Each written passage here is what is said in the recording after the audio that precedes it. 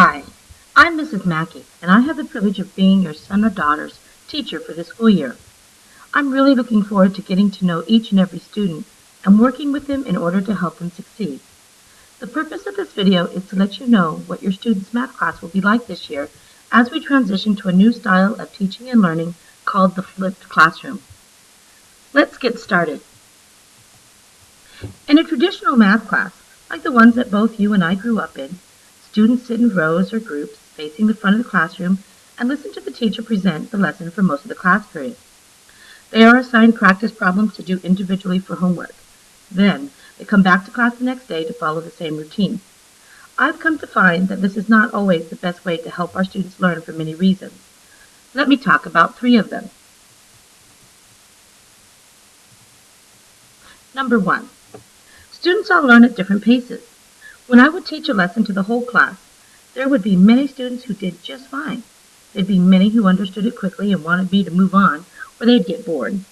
Then there'd be several students who learned at a slower pace and needed more time than we have in class to process the information. In a traditional class, I was not able to reach all students every day.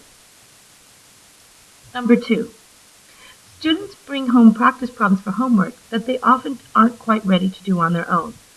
So, this means they have to find someone to help them, or they just write down a bunch of random numbers to try to make it look like they did their work, and some might copy their friend's work the next day.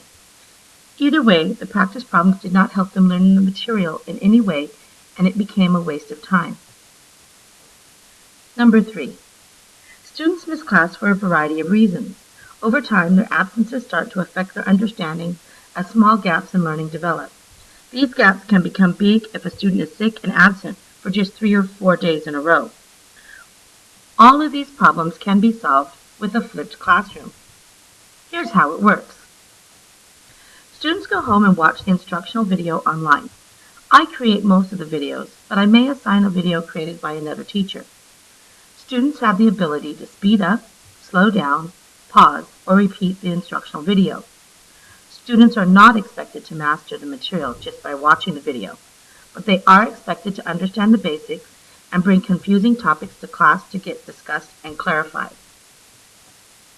We start the class the next day going over any questions they had about the previous night's video. Then, they will complete a couple of problems on their own so I can make any corrections we need to. After that, they begin working on the assignment. The assignments include traditional practice problems, games, math labs, and projects.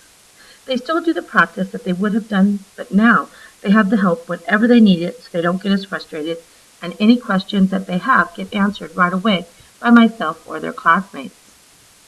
This increases time so we can work on higher level activities, such as analyzing problems, applying them in the context of real-world situations, and evaluating the work and the work of others and creating their own material to share. This is a much more exciting and engaging environment to be in. Students have an active role in their learning and may not sit passively back listening to me talk. I am very busy throughout the entire class period helping students one-on-one and in small groups answering their questions and challenging them to think deeper.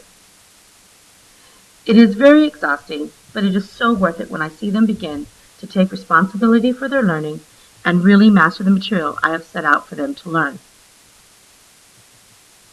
I look forward to working with you and supporting your child's learning. Please feel free to contact me via email or phone if you have any questions about the flipped classroom. Email is the best way to contact me.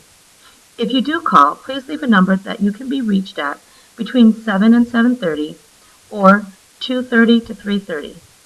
It will take your child a few weeks to adjust to the changes in expectations, so please continue to encourage them to give their best and to communicate with me any concerns that you or they have. I hope to see you at back to school night.